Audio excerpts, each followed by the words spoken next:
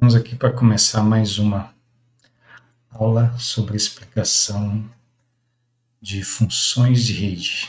Acredito que seja o último capítulo sobre funções de rede, mas é um capítulo que vai ser mais extenso. Talvez tenhamos mais de um vídeo a respeito sobre o assunto. Então, vamos lá. Vamos olhar aqui a documentação. Vamos olhar aqui funções de rede. Aqui, funções de rede. Então, nós já vimos o envio de notificações para celular, o envio de e-mails, envio de arquivos para FTP, a comunicação através de um servidor web, e agora a gente vai ver a comunicação através de sockets. Resumindo um pouco a ideia, quando a gente comenta de socket, é o tipo de comunicação, não vou dizer que mais baixo nível, mas é o socket praticamente que sustenta qualquer comunicação entre computadores. Quando a gente comenta sobre redes, socket é uma coisa que suporta essa comunicação de redes, não importa qual tipo de rede. E não que a programação seja complexa, mas exige um certo conhecimento um pouco mais avançado. A gente não vai chegar em detalhes de sockets nesses próximos vídeos, mas a gente vai ver o funcionamento e um pouco da programação de sockets, caso seja necessário. Então, o que acontece? Quando a gente faz uso do Send Notification, ele está se utilizando de sockets.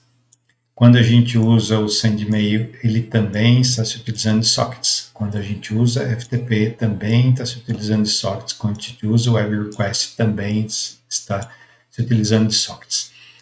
Então, voltando a repetir, toda vez que a gente parar para pensar em redes de computadores, socket vai estar embutido. Você percebendo isso ou não, mas o socket está sendo utilizado de alguma forma.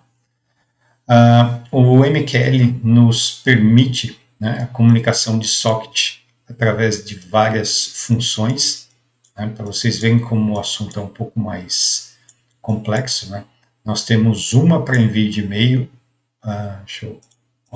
nós temos uma para celular, uma para envio de e-mail, uma para FTP e uma para comunicação com o servidor web, e nós temos todas essas daqui para fazer uma conexão utilizando o socket. E a gente vai ver um pouco de detalhes sobre isso. Vamos lá, vamos ver uma imagem aqui para esclarecer. Então, voltando, toda vez que a gente está comentando que nós vamos ter um cliente, ou seja, um computador se comunicando a um outro computador servidor, certo? Essa comunicação pela rede, até chegar ao servidor e depois a informação voltar para o cliente, ela se dá através de sockets. Então, quando a gente falar de rede, o socket vai estar embutido de alguma forma. Sockets também são utilizados dentro de um próprio computador. As comunicações entre alguns processos de uma mesma máquina, certo? Também é feita através de sockets, para vocês verem como isso é um assunto bem abrangente. Mas vamos lá ao contexto dessa nossa aula. A nossa ideia é o quê? É mostrar para vocês que através do MQL5, uma máquina rodando MQL5, ela vai poder fazer a conexão via socket com um servidor que estaria aguardando essa conexão. Por que a gente diz aguardando essa conexão? Vamos pensar num conceito um pouco mais conhecido da maioria, que é um servidor web. Então, nós temos aqui um servidor web, que significa que quando a gente abre o browser e coloca um determinado endereço, né, no browser, por exemplo, vamos fazer um exemplo aqui, ó. Eu vou abrir o Chrome aqui e vou colocar o endereço www.uol.com.br. Quando eu coloco esse endereço aqui, né, e peço para o browser buscar a informação que está nesse endereço, esse endereço está mapeado para um determinado servidor web que está hospedado em algum local que a gente não sabe. O importante é a gente saber que, digitando esse nome, né, ele vai transformar esse nome num número IP, e esse número IP vai dar condição para que todos os protocolos de rede, toda a camada de rede, consiga chegar no servidor e o servidor consiga nos responder. Quando a gente está falando de servidor web, e eu digito apenas o endereço aqui, e ele vai buscar essa informação, quando essa informação aqui aparece, né, significa que essa informação que apareceu aqui no browser, ela foi enviada do servidor. Então, voltando à nossa imagem aqui. Então, um cliente, né, abriu o browser e faz uma solicitação através de um nome, como eu coloquei UOL, ou de um número IP, e de uma determinada porta. Então, esse cliente consegue chegar até o servidor e fazer uma solicitação. Nós chamamos isso de requisição.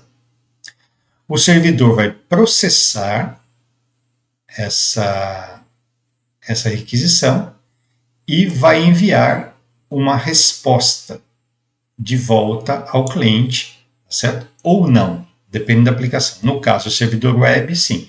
Quando você solicita uma informação, o servidor processa essa informação e te devolve o conteúdo que é mostrado no browser, né, no seu navegador, que é o que aconteceu nesse caso aqui. Quando eu coloquei www.uol.com.br, essa informação foi até o servidor processou e me devolveu todo o conteúdo da página principal da UOL, que é todo esse conteúdo com imagens, texto, etc. Cada servidor, né, ele tem a sua função específica. Então, nós temos o servidor web, né, que é um servidor de páginas estáticas ou dinâmicas. Nós temos o servidor de SMTP, que é o servidor de envio de e-mails. A comunicação também é através de socket. O servidor que nos supra as mensagens que foram enviadas para a nossa caixa de mensagem, ou seja, essa informação volta para um cliente, é um servidor POP3, ou IMAP, tem vários tipos de servidores de e-mail. Temos servidor de SSH, né, servidores FTP, ou seja, todos esses servidores, Telnet, eles aceitam comunicação através de socket. Né? Então, a gente consegue conversar com qualquer um desses servidores através de socket. Nessa nossa aula, ou nas aulas próximas, a gente vai ver a comunicação basicamente com um servidor web, que é um servidor que espera uma conexão numa determinada porta através de uma requisição padronizada e nos retorna um conteúdo. E nós também vamos ver, se possível, eu vou ver se eu construo um servidor parecido com um servidor Telnet, né? Como se fosse um chatzinho, ou seja, eu vou fazer uma conexão por uma porta, pode ser até o MQL5, essa informação vai bater no servidor e o servidor vai devolver uma informação para a gente. Então, a gente vai aprender a fazer isso, né, usando a codificação que a documentação do MQL5 nos fornece. Outra coisa importante é saber o seguinte: os servidores, eles podem estar em linguagens, né, totalmente diferente das que os clientes estejam usando para fazer a conexão. Eles não precisam, né, estar escrito na mesma linguagem de programação. O importante nesse caso é que o cliente saiba chegar no servidor através de um número IP e através de uma porta. E a mensagem que é enviada para esse servidor precisa estar num formato que o servidor entenda. Porque se você tentar uma comunicação através de um protocolo, né, que o servidor não consegue entender a informação, você pode não obter uma resposta esperada. Né? O que pode acontecer é que alguns servidores podem responder para você, mas não dar uma resposta correta. Então, é importante que esse protocolo seja conhecido do cliente para que essa comunicação seja realizada.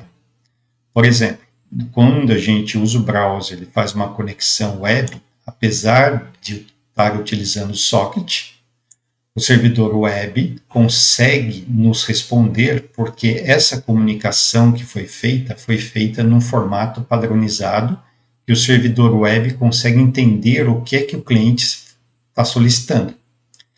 Quando a gente faz uma conexão com o servidor de FTP, quando você, por exemplo, faz uma aplicação que envia, né, um e-mail que foi digitado para que o servidor de e-mails possa encaminhar esse e-mail para o destinatário, essa mensagem ela também está no formato padronizada que o servidor de SMTP consegue interpretar essa mensagem e fazer o encaminhamento da mensagem.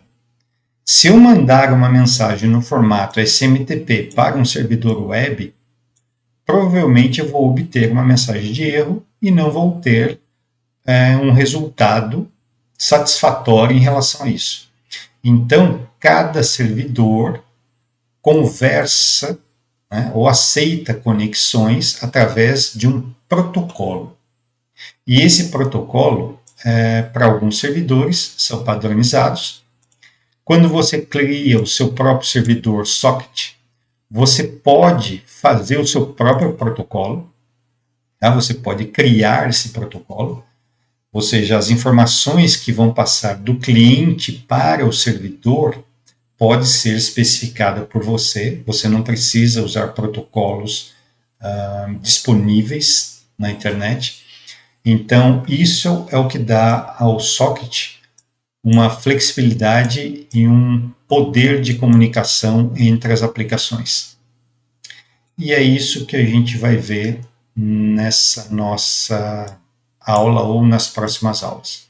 Nós vamos fazer a utilização do MQL5 aqui como cliente de um servidor existente. Nós vamos fazer através de um servidor web. E eu vou ver se eu consigo fazer também um servidor de Telnet, talvez em Java ou em JavaScript, ou talvez nos dois, para que vocês possam ver como pode ser feita essa comunicação.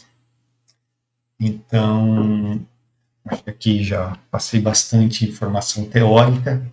No próximo vídeo nós vamos começar com a prática disso. Até a próxima.